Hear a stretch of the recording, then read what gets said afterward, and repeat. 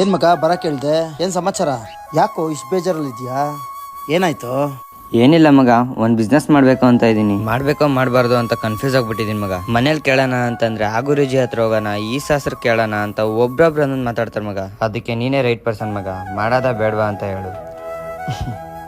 ಇದು ನನ್ನ ರೈಟ್, ಇದು ನನ್ನ ಲೆಫ್ಟ್. ಯಾವ್ದು ನಿನ್ನ ರೈಟು?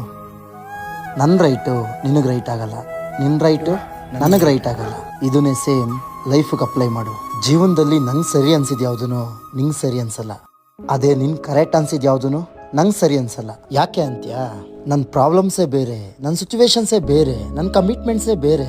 ಇನ್ನೊಬ್ರು ಜಡ್ಜ್ಮೆಂಟಿಂದ ನಾವು ಜೀವನ ಮಾಡೋದು ತುಂಬಾನೇ ದೊಡ್ಡ ತಪ್ಪು. 99.9% ಜನ ನಿನ್ನ ಒಪಿನಿಯನ್ನ ಜಡ್ಜ್ ಮಾಡಕ್ ಬರ್ತಾರೆ. ಇದು ಸರಿ ಇಲ್ಲ, ಇದು ಮಾಡಬೇಡ, ಇದು ತಪ್ಪು, ಇದು ಸರಿ ಅಂತ.